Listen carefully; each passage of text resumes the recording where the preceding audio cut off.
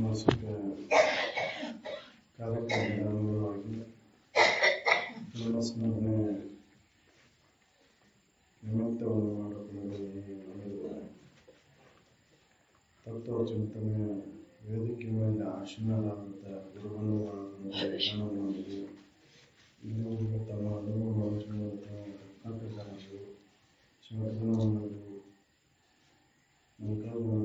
ವಂದನೆಗಳನ್ನು ಸಲ್ಲಿಸುತ್ತಾ ತಮ್ಮೆಲ್ಲರಲ್ಲೂ ನನ್ನ ವಂದನೆಗಳನ್ನು ಸಲ್ಲಿಸುತ್ತಾ ಶುಭ ಸ್ವರೂಪದಲ್ಲಿ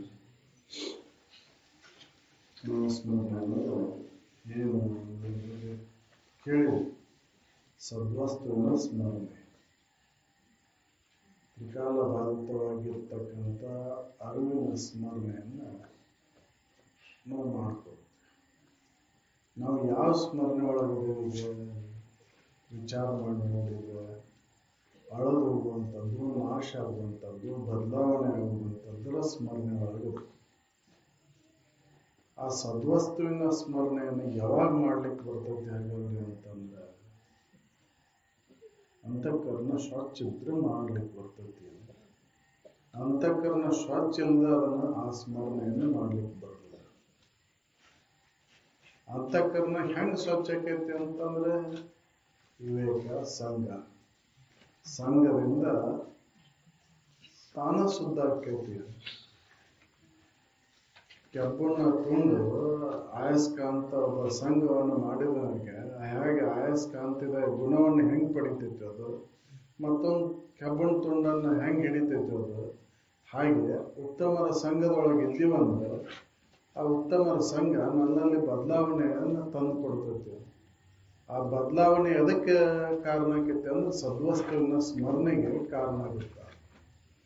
ಅದಕ್ಕೆ ಅಂಥವ್ರ ಸಂಘವನ್ನು ಬಿಡಬೇಡ ಅಂತ ಹೇಳಿ ಸುಮ್ಮನೆ ನಾವು ಏನೋ ಕಲ್ಪನೆಯನ್ನು ಮಾಡಿಕೊಂಡು ಸದ್ವಸ್ತು ಅಲ್ಲೈತಿ ಇಲ್ಲೈತಿ ಅಂತ ಅದನ್ನು ಹೊಲಸ್ಕೋಬೇಕು, ಅದನ್ನು ಪಡಿಬೇಕು ಅಂತ ನಾನಾ ಕರ್ಮಗಳನ್ನು ಮಾಡ್ತೇವೆ.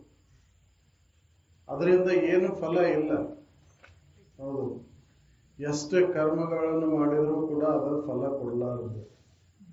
ಆ ಸದ್ವಸ್ತುವಿನ ಅನುಭವ ನಿಲಕಲಾರದು. ಅದ ನಾವು ದೇವರು ಅಂತ ಏನೋ ಕಲ್ಪನೆಯನ್ನು ಮಾಡಿಕೊಂಡೆವು. ಒಂದು ಸಣ್ಣ ಕತೆ,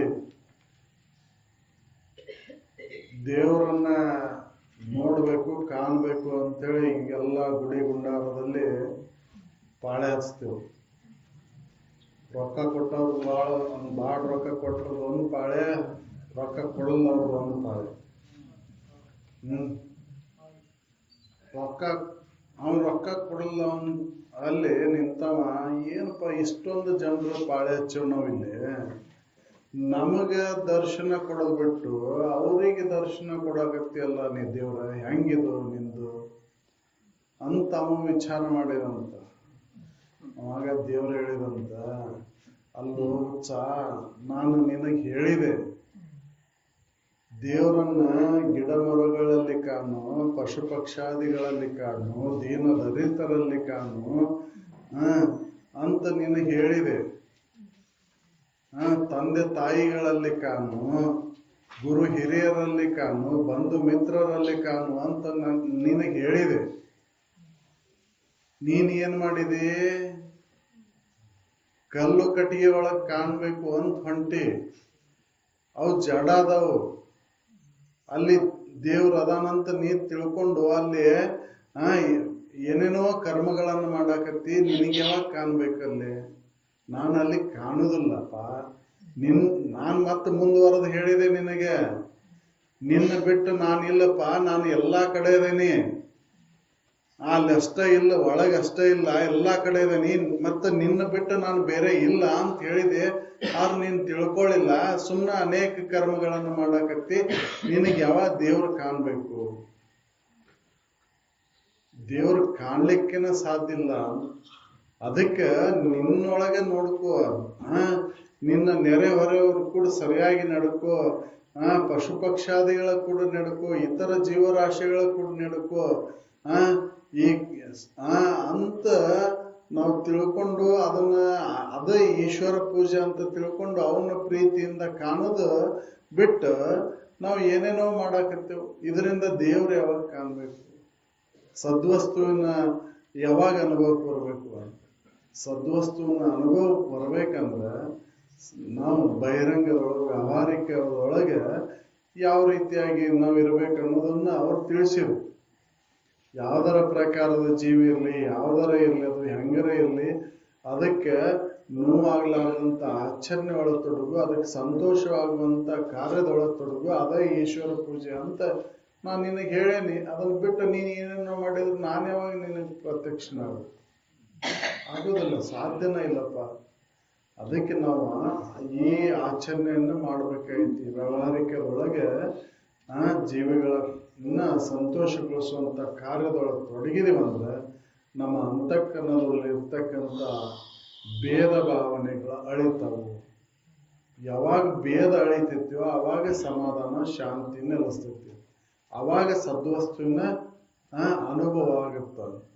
ಅದು ಬಿಟ್ಟು ನಾ ಸದ್ವಸ್ತುವಿನ ಅನುಭವವನ್ನು ಮಾಡ್ಕೊಂತೇನಂತ ಏನೋ ಕರ್ಮಗಳನ್ನು ಮಾಡ್ತಾ ಹೋದ್ರೆ ಅದು ಆಗುದಿಲ್ಲ.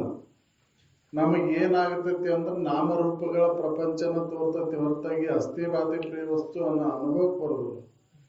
ಅದಕ್ಕೆ ಪುಣ್ಯಸ್ಮರಣೆ ಅಂತಂದ್ರೆ ಅವ್ರು ಏನ್ ಹೇಳಿದ್ರು, ನಾಮರೂಪಗಳನ್ನ ಅಲ್ಲಗಳದ ನೋಡು, ನಾಮರೂಪಗಳನ್ನು ತೆಗೆದು ಹಾಕಿ ನೋಡು, ಅಸ್ಥಿಭಾತಿ ಪ್ರಿಯದಿಂದ ನೋಡು, ಅದು ಪುಣ್ಯಸ್ಮರಣೆ ಅಂತ.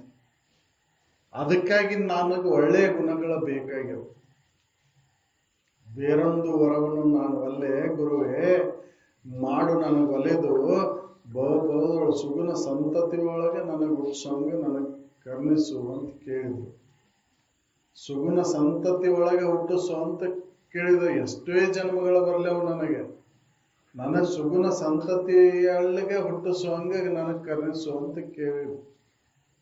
ಯಾಕೆ ಸುಗುಣ ಸಂತತಿ ಬೇಕಾಗೈತಿ ಅಂತಂದ್ರೆ ಸದ್ವಸ್ತುವಿನ ಸ್ಮರಣೆಯನ್ನು ನಾವು ಮಾಡ್ಕೋಬೇಕಂದ್ರೆ ನಮ್ಮಲ್ಲಿ ಒಳ್ಳೆಯ ಗುಣಗಳ ಬೇಕು. ದುರ್ಗುಣಗಳಲ್ಲಿದ್ದಲ್ಲಿ ಅದು ಸಾಧ್ಯ ಇಲ್ಲ. ಸದ್ವಸ್ತುವಿನ ಸ್ಮರಣೆಯನ್ನು ಮಾಡಕ್ ಬರುದಿಲ್ಲ. ಅದಕ್ಕೆ ಅದು ಪಾಪ ಅಂತೀವಿ. ಪಾಪ ಪುಣ್ಯಗಳೆಲ್ಲವೂ ನಮ್ಮ ಅಂತಃಕರಣ ದೋಷಗಳಿಂದ ನಿರ್ಧಾರ ಆಕ್ಕವು. ಅದಕ್ಕೆ ಅಂತಃಕರಣ ದೋಷಗಳನ್ನ ನಾವು ಕಳ್ಕೋಬೇಕಾಗಿದೆ, ಅದು ಮುಖ್ಯ ಐತಿ. ಅದಕ್ಕಾಗಿ ನಾವು ನಿರಂತರ ಸಂಪರ್ಕ, ಉತ್ತಮರ ಸಂಘವನ್ನು ಬಿಟ್ಟು ಅಗಲಿದೀವಂದ್ರೆ ಸದ್ವಸ್ತುವಿನ ಸ್ಮರಣೆಯನ್ನು ಮಾಡ್ಕೊಳ್ಳಿಕ್ಕಾಗುದು. ವಾಸನೆಗಳು ಅಳಿದಿಲ್ಲ, ಏಕಾಗ್ರತೆ ಬರುವುದಿಲ್ಲ, ನಿಜ ಸುಖವನ್ನು ಹೊಂದಲಿಕ್ಕಾಗುವುದಿಲ್ಲ. ಅದಕ್ಕೆ ಅವರು ಈ ವಿಚಾರ ಮನುಷ್ಯ ಜನ್ಮ ಬಂದ ಮೇಲೆ ನೀನು ಏನು ಮಾಡಪ್ಪ ಅಂದ್ರೆ ಉತ್ತಮರ ಸಂಘವನ್ನು ಆರಿಸಿ ಹೋಗು. ಯಾವ್ದರ ನೆಪ ಹೇಳಿದ್ರಲ್ಲ, ಯಾವ್ದರ ನೆಪ ಮಾಡ್ಕೊಂಡು ಹೋಗಲಿ. ದೋಷ ಮನುಷ್ಯ ಆದ್ಮೇಲೆ ಎಡುವುದು ಸಹಜ, ಏನೋ ಆಗೋದು ಸಹಜ. ಆದ್ರೂ ಕೂಡ ಅದನ್ನ ಮರೆಮಾಚಿ ನಿನ್ನ ಸತ್ಯವಂತ ಅಂತ ತೋರ್ಸಕ್ ಹೋಗ್ಬೇಡ. ತಪ್ಪನ್ನು ಹೊರಗೆ ಹಾಕ. ನಿನ್ನಲ್ಲಿ ಇರ್ತಕ್ಕಂಥ ಅದನ್ನ ತಪ್ಪನ್ನ ಹೊರಗೆ ಹಾಕಿದಾಗ ಅದಕ್ಕೆ ಕ್ಷಮೆ ಐತಿ. ಅದನ್ನ ಮುಚ್ಚಿಟ್ಕೊಂಡಂದ್ರೆ ಕ್ಷಮೆ ಇಲ್ಲ. ಮಾಡಿದ ತಪ್ಪನ್ನ ಅದನ್ನ ಹೊರಗೆ ಹಾಕಿದೆ ಅಂದ್ರೆ ಅದಕ್ಕೆ ಕ್ಷಮೆ ಐತಿ. ಅದನ್ನ ಮುಚ್ಚಿಟ್ಕೊಂಡ್ರೆ ಕ್ಷಮೆ ಇಲ್ಲ. ಅದಕ್ಕೆ ಏನೋ ತಪ್ಪು ತಡೆಗಳಾದ್ರೂ ಕೂಡ ಅವನ್ನ ಹೇಳಿ ಅದು ತಿದ್ದುಕೊಳ್ಳೋಕೆ ಅವಕಾಶ ಐತಿ. ತಪ್ಪಾಗಿದ್ದು ತಿದ್ದುಕೊಳ್ಳೋಕೆ ಅವಕಾಶ ಐತಿ. ತಿದ್ದುಕೊಂಡ ನಡೆದ್ರೆ ಉತ್ತಮವಾದಂತ ಜನ್ಮವನ್ನ ಹೊಂದಲಿಕ್ಕೆ ಸಾಧ್ಯ ಐತಿ. ಉತ್ತಮವಾದಂತಹದ್ದು ಅನುಭವಕ್ಕೆ ನಿಲ್ಲುತ್ತೈತಿ. ತಪ್ಪನ್ನ ತಿದ್ದುಕೊಳ್ಳಿಲ್ಲ ಅಂದ್ರೆ ಅವಕಾಶ ಐತಿ, ಆದ್ರೂ ತಿದ್ದುಕೊಳ್ಳಿಲ್ಲ ಅಂದ್ರೆ ಮತ್ತೆ ಎಂತೆಂಥ ಜನ್ಮಗಳು ಬರ್ತಾವೋ ಏನೋ. ಅದಕ್ಕೆ ಅವರು ವಿಚಾರ ಮಾಡಿದ್ರು, ಮನುಷ್ಯ ಜನ್ಮ ಬಂದೈತಿ, ಇಲ್ಲಿ ಬಂದದ್ಮೇಲೆ ಏನ್ ಮಾಡ್ಬೇಕಾಯ್ತಿ, ಆರು ನಾನಂತ ವಿಚಾರ ಒಂದ ಮಾಡ್ಬೇಕಾಯ್ತು. ಬೇರೆ ಏನು ಮಾಡ್ಬೇಕಾಗಿಲ್ಲ. ನೀನು ಉದರ ನಿಮಿತ್ತವಾಗಿ ನೀನು ಏನೇನೋ ವ್ಯವಹಾರಿಕದೊಳಗೆ ನೌಕರಿನರ ಮಾಡು, ಚಾಕ್ರಿನರ ಮಾಡು, ಸೇವೆನರ ಮಾಡು, ಏನಾರ ಮಾಡು. ಆದ್ರೆ ನೀನು ಏನ್ ಮಾಡಬೇಕು ಅಂತಂದ್ರೆ ಒಳಗೆ ಯಾವ್ದು ಸ್ಮರಣೆ ನಡಿಬೇಕಂದ್ರೆ ನಾನು ಯಾರು ಅಂತನ ನಡಿಬೇಕು. ಅದಕ್ಕಾಗಿ ನಾವು ಉತ್ತಮರ ಸಂಘವನ್ನು ಆಶ್ರಯಿಸಬೇಕು. ಅಂದ್ರೆ ಮಾತ್ರ ಈ ಮನುಷ್ಯ ಜನ್ಮದ ಲಾಭ ಆಗುತ್ತೆ. ಇಲ್ಲ ಅಂದ್ರೆ ವ್ಯರ್ಥ ಅಲ್ರಿ. ಹೌದಲ್ರಿ? ಯಾಕೆ ಬಂತು ಅನ್ನೋದ ಹೊಳೆದಿಲ್ಲ. ಹಂಗೆ ಎಲ್ಲ ಉಂಡೆ ತಿಂದೆ ಮಜಾ ಮಾಡಿದೆ ಹೋಗ್ಬಿಟ್ಟೆ ಅಂದ್ರೆ ಏನ್ ಮಾಡೋದು? ಅದಕ್ಕಾಗಿ ಬಂದಂಥದ್ದು ಜನ್ಮ ಇದು, ನಿಜವನ್ನು ಅರಿಲಿಕ್ಕೆ ಬಂದಂಥ ಜನ್ಮ. ಅದಕ್ಕಾಗಿ ನೀನ್ ಏನ್ ಮಾಡು, ಉತ್ತಮ ಗುಣಗಳನ್ನು ಅಳವಡಿಸು. ಮೊದಲೇ ನೀತಿ, ವಿವೇಕ, ವೈರಾಗ್ಯ ಈ ಮೂರನ್ನ ನೀನು ಅಳವಡಿಸು. ಆಮೇಲೆ ಶಮೆ, ದಮೆ, ತಿತಿಕ್ಷೆ ತಾನಾಗಿ ಸಾಧನೆ ಪಥ ಹಿಡ್ಲಿಕ್ಕೆ ಬರ್ತದೆ. ಇವಿಲ್ದ ನಾನು ಹಂಗ ಮನೋನಿಗ್ರಹ ಮಾಡ್ತೀನಿ, ಇಂದ್ರಿಯ ನಿಗ್ರಹ ಮಾಡ್ತೀನಿ ಅಂದ್ರೆ ಎಂದ ಸಾಧ್ಯ ಐತೆ? ಅದಕ್ಕೆ ಹೇಳಿದ್ರಲ್ಲ, ಬಗರಿಲ್ಲ, ಜಾಳಿಗಿಲ್ಲ, ರೂಮ್ ರೂಮ್ ಅಂದ್ರೆ ಏನ್ ಮಾಡೋದು? ಬಾಯಿಲೆ ರೂಮ್ ರೂಮ್ ಅಂದ್ರೆ ಬಗರೆ ಆಡಿಸ್ದಂಗೆ ಆಗೋದಿಲ್ಲ. ವಿವೇಕ ವೈರಾಗ್ಯಾದಿಗಳಿಲ್ಲ, ನಾನು ಹಂಗ ನನ್ನ ನಿಜವನ್ನು ಅರಿತೀನಿ ನಾನು ಅಂತಂದ್ರೆ ಯಾವಾಗ ಸಾಧ್ಯ? ಸಾಧ್ಯನೇ ಇಲ್ಲ. ಅದಕ್ಕೆ ಮೊದಲೇ ನೀತಿಯನ್ನು ಅಳವಡಿಸ್ಕೊಂಡು ಮನುಷ್ಯ ಜನ್ಮಕ್ಕೆ ಬಂದ ತಕ್ಷಣ ನೀತಿಯುತವಾದಂತಹ ಜೀವನಗಳು ನಾವು ನಡಿಬೇಕಾಗಿ ತಲ್ಲನಿಸಿದೆ ನೀತಿಯಲ್ಲಿರುವೆ ಚಂದ ಮಮ ಅಂತ ತಡ ಮಾಡದೆ ಅದ ಚಂದ. ಜೀವನಿಗೆ ಯಾವ್ದು ಚಂದ ಅಂದ್ರೆ ಮನುಷ್ಯ ಜನ್ಮಕ್ಕೆ ಯಾವ್ದು ಅಂದಪ್ಪ ಅಂತಂದ್ರ ನೀತಿಯಿಂದ ನಡೆದ ಅವನ್ ಭೂಷಣ. ಆ ನೀತಿ ಎಲ್ಲೈತಿ ಅಲ್ಲಿ ವಿವೇಕ ಉದಯ ಆಗೋದು ಶತಸಿದ್ಧನ. ಯಾವಾಗ ವಿವೇಕ ಜಾಗೃತ ಆಕತಿ ಅವಾಗ ವೈರಾಗ್ಯ ಬರತೈತೆ. ನಾವು ಸಿಗಲ್ದಾಗ ಅಷ್ಟ ವೈರಾಗ್ಯವನ್ನು ತಾಳ್ತೇವೆ, ಅದು ಇದ್ರೂ ಕೂಡ ಅದ್ರ ಕಡೆ ಮನಸ್ಸು ಎಳಸಬಾರ್ದಲ್ಲ. ನಿಷ್ಕಂಟಕ ವೇಳೆಯೊಳಗೆ ಅನುಕೂಲವಾದಂತ ವಿಷಯ ಇದ್ರೂ ಕೂಡ ಅತ್ತ ಮನ ಎಳಸದಿರುವುದೇ ಸನ್ಯಾಸ ಅಂತ ಹೇಳಿ, ಅದ ವೈರಾಗ್ಯ. ಅಂತ ವೈರಾಗ್ಯ ಬರ್ಬೇಕಂದ್ರೆ ನಮ್ಮ ತಳಪದಿ ಗಟ್ಟಿರ್ಬೇಕು. ಆ ತಳಹದಿ ಗಟ್ಟಿ ಆಗ್ಬೇಕಂದ್ರೆ ಸಂಘವನ್ನು ನಾವು ಹುಡುಕೊಂಡು ಹೋಗ್ಬೇಕು. ನಮ್ಮ ಪ್ರಯತ್ನದ ನಾವು ಹುಡುಕೊಂಡು ಹೋಗ್ಬೇಕಾಯ್ತು. ನಾವು ಪ್ರಾರಬ್ಧವಶಾತ್ ಅವು ವಿಷಯ ವಾಸನೆಗಳು ಹಂಗೆ ಎಳಸ್ತಾವ, ಅತ್ತಾಗ ಎಳಸ್ತಾವ. ಅತ್ತಾಗ ಎಳಸಲ್ಲ ನಾವು ಅತ್ತಾಗ ಹೋಗದ ನಾವು ಒಳ್ಳೆಯವರ ಕಡೆ ಹೋಗ್ಬೇಕಾಯ್ತು. ಅಂದ್ರೆ ಮಾತ್ರ ಸದ್ಗುಣ ಸಂಪನ್ನರಲ್ಲಿ ನಾವು ಅಲ್ಲಿ ಆಶ್ರಯವನ್ನು ಪಡೆದಾಗ ಈ ಮನುಷ್ಯ ಜನ್ಮ ಸಾರ್ಥಕ ಆಗುತ್ತೆ. ಇಲ್ಲಾಂದ್ರೆ ಕಂಡಲ್ಲೇ ಅಲ್ಕೊಂತ ಹಂಗ ಅಲ್ಲಿ ದೇವ್ರದಾನ ಇಲ್ಲಿ ದೇವ್ರದಾನ, ಯಾವ ದೇವ್ರಿಗೆ ನಡ್ಕೊಂಡ್ರು ಕೂಡ ಭವಬಂಧನ ಅಂತೂ ಅಳಿಲಾರದು. ಭವಬಂಧನ ಅಳಿಬೇಕಂದ್ರೆ ತನ್ನ ನಿಜವನ್ನ ತಾನು ತಿಳಿದಾಗೇನ ಭವಬಂಧನ ಅಳಿತೈತಿ. ಇದ ಪುಣ್ಯ ಸ್ಮರಣೆ, ಬೇರೆ ಪುಣ್ಯ ಸ್ಮರಣೆ ಇಲ್ಲ. ಅವ್ರು ನಾಮರೂಪ ಸ್ಮರಣೆ ಮಾಡಂತ ಹೇಳಿಲ್ಲ ಅವ್ರು. ನಾನು ನಾಮನೂ ಅಲ್ಲ, ರೂಪನೂ ಅಲ್ಲ, ನನ್ನ ಕ್ರಿಯೆನೂ ಇದಲ್ಲ, ಇವನ್ ಮೀರಿ ನಾನು ಇದ್ದೇನೆ ಅಂತ ಹೇಳಿದ್ದು. ಇವಕ್ಕೆ ಸಾಕ್ಷಿಯಾಗಿ ನಾನು ಅದೇನೆ. ನಾಮ ರೂಪ ಕ್ರಿಯೆಗೆ ಸಾಕ್ಷಿಯಾದಂತ ಅರಿವು ಇರುವ ಆನಂದ ಸ್ವರೂಪ ನಾನು ಅದೇನೆ. ಹಾಗೆ ನನ್ನ ಫೋಟೋ ನಾನು ಈ ಶರೀರದ ಫೋಟೋ ಈ ಶರೀರ ಹೆಂಗೆಲ್ಲ ಆಗ್ಲಾರ್ದು ಹಂಗೆ ಇದು ನಾನು ಆಗ್ಲಾರೆ. ಯಾಕಂದ್ರೆ ಇದ್ರ ಆಗು ಹೋಗುಗಳನ್ನ ಇದನ್ನ ಎಲ್ಲ ಗುರುತು ಹಿಡಿತೇನೆ ನಾನು. ಇದರ ಆಗು ಹೋಗುಗಳನ್ನ ಹೇಳ್ತೇನೆ ಅಂದ್ರೆ ಇದು ನಾನಲ್ಲ, ಇದಕ್ಕೆ ಬೇರೆ ಅದೇನು. ನನ್ನ ಕೈ, ನನ್ನ ಕಾಲು, ನನ್ನ ತಲೆ ಅಂತ ಹೇಳ್ತೇವೆ. ಕೈ ನೀನು ಅಂತಂದ್ರೆ ಅಲ್ಲ ಅಂತ ಹೇಳ್ತೇವೆ. ಇನ್ನು ನನ್ನು ಅಂತ ಹೇಳ್ತೀಯಲ್ಲ, ನನ್ನು ಅಂದ್ರೆ ನೀನ್ ಆಗ್ಲಾರಿ ಅಂತ. ಇವಕ್ಕೆ ನೀ ಬೇರೆ ಅದಿ, ಅನ್ಯ ಇರುವಂತ ಆ ಸದ್ವಸ್ತುವಿನ ಸ್ಮರಣೆ ಒಳಗೆ ತೊಡಗುದ ಪುಣ್ಯ ಸ್ಮರಣೆ. ಅಂತ ಸ್ಮರಣೆ ನಮಗೆ ಬರ್ಬೇಕಂದ್ರ ಸದಾ ನಾವು ಆ ಸಂಘ, ಉತ್ತಮರ ಸಂಘದೊಳಗಿದ್ರೆ ಮಾತ್ರ ಬರ್ತೈತಿ. ಇನ್ನೊಬ್ಬರಿಗೆ ಕೇಡನ್ನ ಬಯಸ್ದೆ ಅವ್ರು ಎಷ್ಟೇ ನನಗ ಇದನ್ ಮಾಡ್ಯಾರಂದ್ರು, ನನ್ನ ದುಃಖವನ್ನು ತಂದು ಕೊಟ್ಟಾರಂದ್ರು ಅವ್ರಿಗೆ ಕೇಡನ್ನ ಬಯಸಿಲ್ಲ, ಅವರೇ ಸುಖದಿಂದ ಇರಲಿ ಅಂತ ಬಯಸಿ ಅವರಿಗೆ ಒಳ್ಳೇದಾಗಲಿ ಅಂತ ನಾವು ಹರಕೆಯನ್ನ ಹರ್ಷಿದ್ವಿ ಅಂದ್ರೆ ನಮಗ್ ಒಳ್ಳೇದಾಗಿರುತ್ತೆ. ಮೊದ್ಲಕ್ಕೆ ನಾವು ನೆಮ್ಮದಿಯಿಂದ ಇರ್ಲಿಕ್ಕೆ ಸಾಧ್ಯ ಐತಿ. ಅವ್ರು ಕೆಟ್ಟ ಮಾಡ್ಯಾರ ಅನ್ಕೊಂತ ಕುಂತೀವಿ ಅಂದ್ರೆ ನಮ್ಮ ಮನಸ್ಸು ಅಲ್ಲೋಲ ಕಲ್ಲೋಲ ಆಕೈತಿ. ಅಲ್ಲಿ ಪುಣ್ಯ ಸ್ಮರಣೆಯನ್ನು ಮಾಡ್ಲಿಕ್ಕೆ ಬರೋದಿಲ್ಲ, ಅಲ್ಲಿ ಆನಂದವನ್ನು ಅನುಭವಿಸ್ಲಿಕ್ಕೆ ಬರೋದಿಲ್ಲ. ಆನಂದ ಸುಖವನ್ನು ಅನುಭವಿಸ್ಬೇಕಂದ್ರೆ ಅಂತಃಕರಣ ಸ್ವಚ್ಛ ಇದ್ರೆ ಮಾತ್ರ ಸಾಧ್ಯ ಐತಿ. ಅಂತ ಸ್ವಚ್ಛ ಅಂತಃಕರಣವನ್ನು ನಾವು ಹೊಂದಿ ಅದು ಪ್ರಯತ್ನ ಮಾಡಿದಾಗ ಬರ್ತೈತ್ರಿ. ಹಂಗ ಹೋಗುದಿಲ್ಲ ದೋಷಗಳು.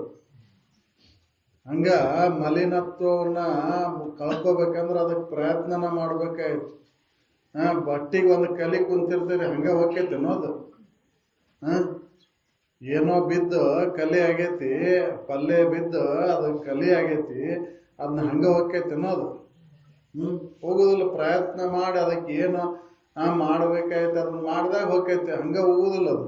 ಹಂಗ ಇದು ಅಂತಃಕರಣ ಅದೊಳಗ ಕಾಮಕ್ರೋಧಾದಿ ಅಂತಕ್ಕಂಥ ದೋಷಗಳದಾವಲ್ಲ, ಇವನ್ ಕಳ್ಕೋಬೇಕಂದ್ರ ಆ ಪ್ರಯತ್ನನ ಮಾಡಿದಾಗ ಹೊಕ್ಕಾವು ಹೊರತಾಗಿ ಹಂಗ ಹೋಗುದಿಲ್ಲ. ಆ ಪ್ರಯತ್ನ ಎಲ್ ಮಾಡ್ಬೇಕಾಯ್ತು ಅಂದ್ರ ಸದ್ಗುರುವಿನ ಸನ್ನಿಧಾನ ಉತ್ತಮರ ಸಂಘದೊಳಗೆ ಬಂದ ಮಾಡಿದಾಗ ಮಾತ್ರ ಅವು ಹೊಕ್ಕವು ದೋಷಗಳು. ಅಂದಾಗ ನಾವು ಪುಣ್ಯ ಸ್ಮರಣೆಯನ್ನು ಮಾಡ್ಲಿಕ್ಕೆ ಬರ್ತೈತಿ. ಅಂತ ವಿಚಾರದೊಳಗೆ ತೊಡಗಿ ನಮ್ಮ ಜೀವನವನ್ನು ಈ ಮನುಷ್ಯ ಜನ್ಮ ಮತ್ತೆ ಬರಲಾರ್ದು. ಅದಕ್ಕೆ ಇದನ್ನು ಸರಿಯಾಗಿ ಉಪಯೋಗ ಮಾಡಿಕೊಂಡು ನಾವು ಆ ಶಾಶ್ವತವಾದಂಥ ಇರುವಿನ ಕಡೆ ಲಕ್ಷ್ಯ ಕೊಟ್ಟು ಅದ ಸ್ಮರಣೆ ಒಳಗೆ ಉಳ್ಕೊಂಡು ಈ ಜನ್ಮವನ್ನು ಸಾರ್ಥಕ ಮಾಡ್ಕೊಂಡು ಅಂತೇಳಿ ನಾನು ಒಂದು ಎರಡು ಮಾತನ್ನು